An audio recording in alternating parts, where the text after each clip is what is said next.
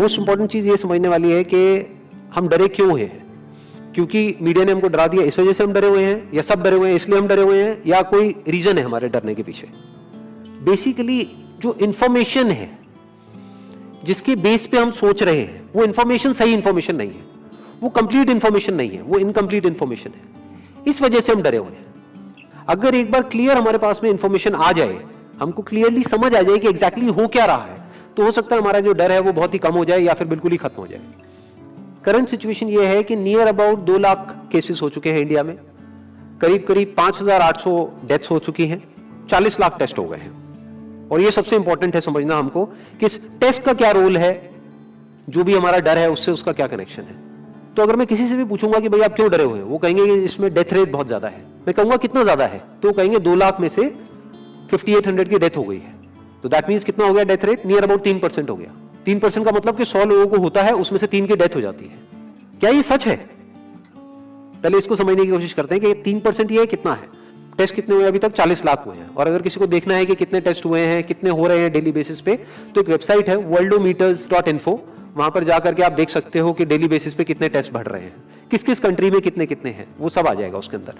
तो अभी टेस्ट समझना जरूरी क्यों है? क्या इंडिया की पॉपुलेशन 40 लाख है? नहीं है। इंडिया की पॉपुलेशन क्या है? 130 करोड़। उसमें से टेस्ट कितने हुए हैं? 40 lakh, which is not even 1%। 1% भी देखे तो 1 करोड़ 30 लाख होता है।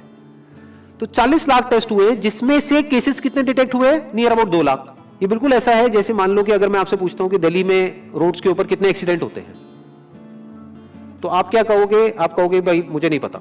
तो मैं कहूंगा पता करो, लेट्स फाइंड इट आउट कि भाई कितने एक्सीडेंट होते हैं। तो हमने क्या किया, 10 अलग अलग पॉइंट पे 10 सीसीटीवी कैमरास लगा दिए और उन सीसीटीवी कैमरास में कैप्चर करना शुरू कर दिया कि कितने एक्सीडेंट्स हो रहे हैं इन 10 अलग अलग पॉइंट्स पे।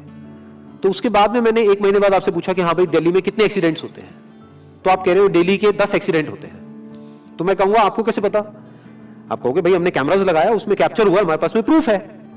तो मैंने कहा लेकिन क्या 10 ही जगह है जहां पे वो कैमरास लग सकते हैं? दिल्ली में ऐसी कितनी जगह है जहां पे कि कैमरास लग सकते हैं, लगने चाहिए अगर एक्चुअल में हमको डिटेक्ट करना है। तो सिर्फ ये नहीं ना कि उस 10 के बेस पे हम बोले कि भाई 10 एक्सीडेंट हो रहे हैं, क्योंकि दिल्ली में एक्चुअल में तो हजारों एक्सीडेंट्स हो रहे हैं डेली के। तो ये सारी हमारी कैलकुलेशंस ही गलत हो गई। इसलिए इसमें टेस्टिंग का बहुत बड़ा रोल है। मीडिया में जहां पर भी आ रहा है वहां पर डेली ये आ रहा है कि अच्छा कुछ दिन पहले तक 5000 केसेस आ रहे थे, अब 6000 केसेस बढ़ गए हैं, अब 7000 केसेस हो गए हैं, 8000 केसेस हो गए हैं। बट कोई ये नहीं देख रहा कि उसके साथ साथ में टेस्ट भी बढ़ रहे हैं। तो अब एक्चुअल में डेथ रेट कितना है उसको कैलकुलेट करना बहुत जरूरी है। उसी के बेस पे डिसीजन निकलेगा कि इससे हमको डरना चाहिए या नहीं डरना चाहिए। किसी भी बीमारी से हमको डरना चाहिए नहीं डरना चाहिए, that is not on the basis of कि उसका इलाज है या नहीं है, क्योंकि इलाज तो अभी तक सर्दी जुकाम का भी नहीं है, सर्दी जुकाम की भी कोई वैक्सीन नहीं है। क्या हम उससे डरते हैं? नहीं डरते हैं। क्यों? क्योंकि ज्यादा लोग नहीं मरते हैं। तो सबसे पहले डेथ रेट कैलकुलेट करते हैं कि एग्जैक्टली कितना है। कितने टेस्ट हुए? 40 लाख टेस्ट हुए, उसमें से 2 लाख लोगों को हुआ, तो नियर अबाउट एवरेज कितनी आई? 5% की। अगर यही हमने 4 करोड़ टेस्ट करे होते तो कितने डिटेक्ट हो गए होते अब तक? 20 लाख हो जाते। 40 करोड़ करे होते तो कितने हो जाते? 2 करोड़ हो जाते। टोटल अगर कर लिए होते हमने टेस्ट 130 करोड़ का, तो कितना नंबर निकल करके आ जाता? Near about 5 crore. इसका मतलब 5 करोड़ लोगों को या तो आज की डेट में है या हो चुका है। और एक और मजे की बात यह है कि कोरोना में ऐसा नहीं है कि जिसको भी होता है उन सबके सिम्टम्स आते हैं। 80% से ज्यादा जो केसेस होते हैं वो असिम्टोमेटिक होते हैं, उनमें कोई सिम्टम्स नहीं आते हैं। यानी अगर मुझे हो गया है और मैं ठीक भी हो गया हूं तो मुझे पता तक नहीं है। वो तब मुझे पता लगेगा अगर मैं अपने टेस्ट कराऊंगा जिसको एंटीबॉडी टेस्ट बोलते हैं, और मेरी बॉडी में एंटीबॉडीज मिलेंगी, तब मैं कह सकता हूं कि हाँ मेरे को था और वो ठीक हो गया है। तो अभी अगर हम बेसिक सी कैलकुलेशन करें तो 5 करोड़ निकल करके आ रहा है नंबर। उसमें से डेथ कितनी हुई है? 5800। तो 5 करोड़ में से 5800 डेथ हुई है। पहले तो इसको कैलकुलेशन को हमको ठीक करना है। डेथ को अंडर रिपोर्ट करने का कोई तरीका नहीं है, बल्कि ओवर रिपोर्ट किया जा सकता है।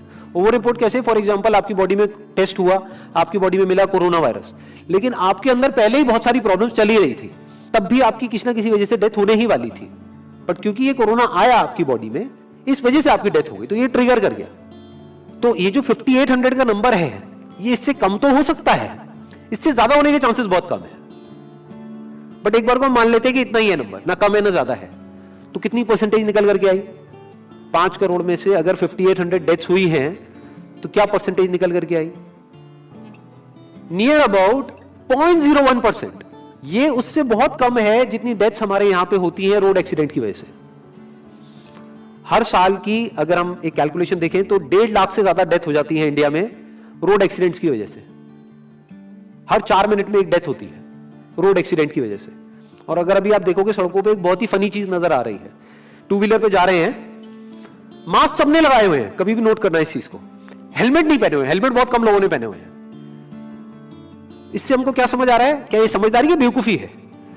क्योंकि हेलमेट ना लगाने की वजह से उनके मरने के चांसेस उससे बहुत ज्यादा है, कई गुना ज्यादा है जितना कि कोरोना से मरने के उनके चांसेस है। तो ये डर है जो चारों तरफ फैल रहा है और मीडिया डर को और बढ़ाता चला जा रहा है। और क्योंकि सही इंफॉर्मेशन किसी के भी पास में नहीं है या सही कैलकुलेशन किसी के पास में नहीं है, ये जो अभी हम कर रहे हैं इसको मैथमेटिकल मॉडलिंग बोलते हैं। यानी एक डेटा को देख करके एक मॉडलिंग करी जाए और फिर समझा जाए कि एक्चुअल में जो सही डेटा है वो क्या है।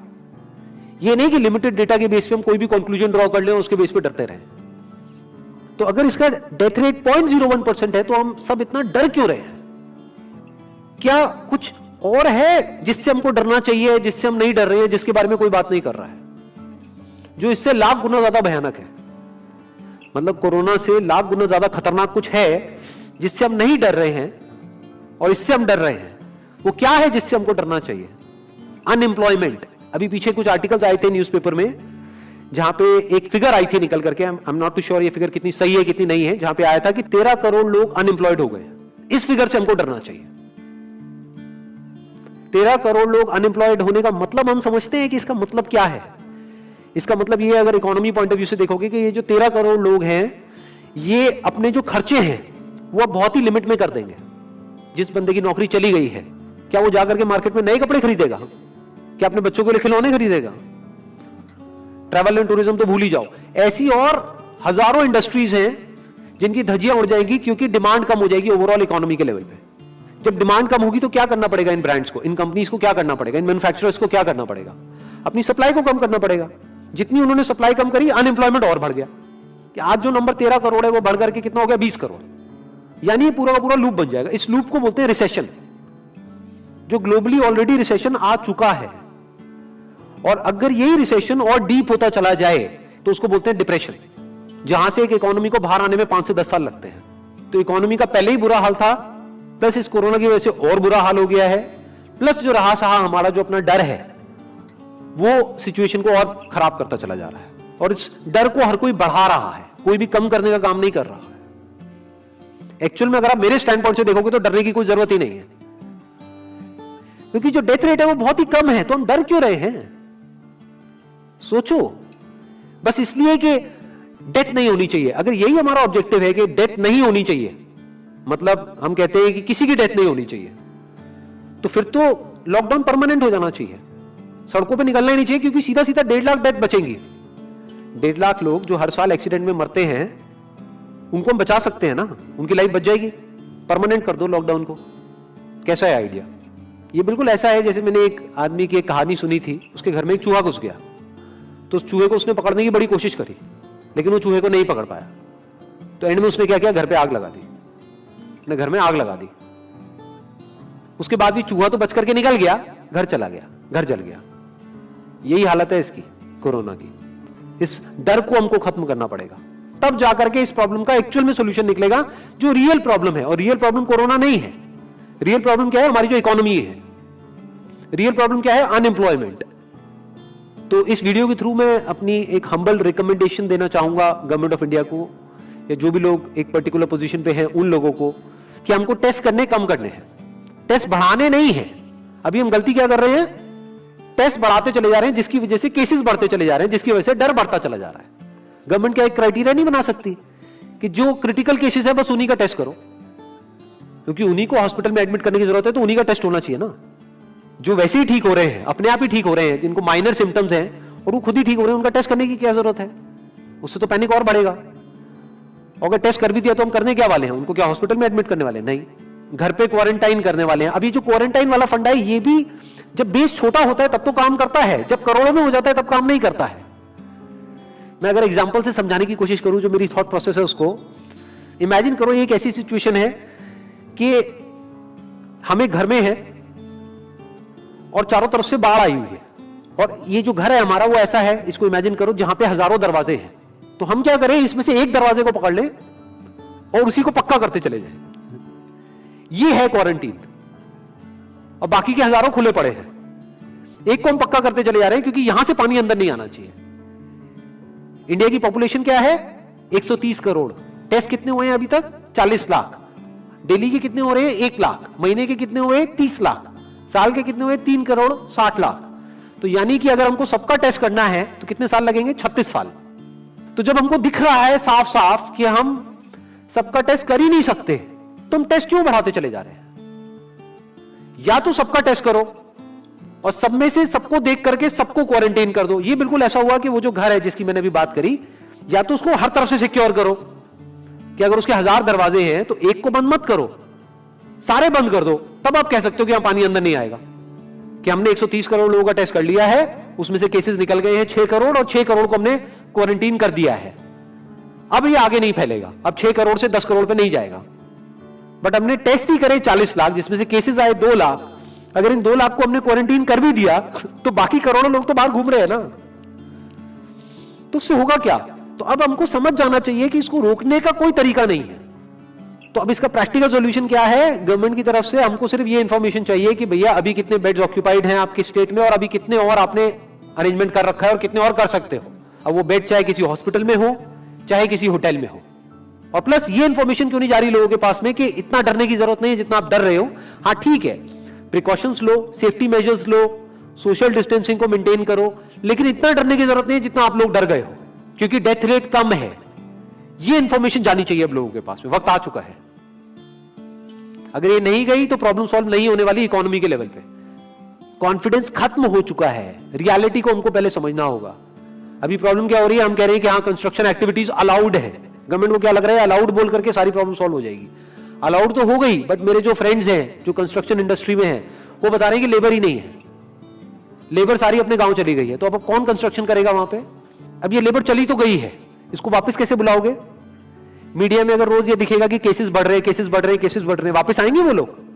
1 से लाख नहीं आएंगे। तो उनको मीडिया में क्या दिखना चाहिए, न्यूज में क्या दिखना चाहिए कि अब ये प्रॉब्लम सॉल्व हो रही है। तो लोगों के अंदर का डर निकलना चाहिए। यानी जो भी मैंने अभी तक कहा, अगर मैं उसको सम अप करूं तो वो क्या है प्रैक्टिकली, अगर पॉइंटर्स में सॉल्यूशन देखा जाए। नंबर 1 मोस्ट इंपॉर्टेंट, टेस्ट धीरे धीरे हमको कम करने हैं, बढ़ाने नहीं है। दिन के 1 लाख टेस्ट हो रहे हैं, मैं ये नहीं कह रहा कि एकदम से 10,000 कर दो, 1 लाख के 90,000 कर दो, एटलीस्ट बढ़ाओ मत। समझ गए? 1 लाख के 1.5 लाख टेस्ट मत करो दिन के, 2 लाख मत करो, क्योंकि तब भी 36 साल लगेंगे पूरा करने में।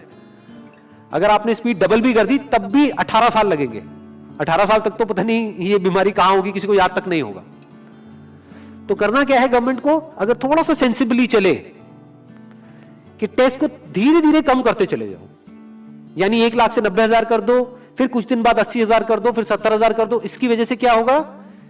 मीडिया में केसेस कम होते हुए दिखेंगे, अखबारों में केसेस कम होते हुए दिखेंगे, हर जगह पे जहां पे अभी आ रहा है कि अभी तक की सबसे बड़ी फिगर, आज तक के सबसे ज्यादा केसेस, वो सब धीरे धीरे कम हो जाएंगे। कम मीडिया में पैनिक फैलेगा, कम पैनिक फैलेगा लोगों में, धीरे धीरे लोग बाहर निकलना शुरू होंगे, जो अभी नीड ऑफ द आवर है।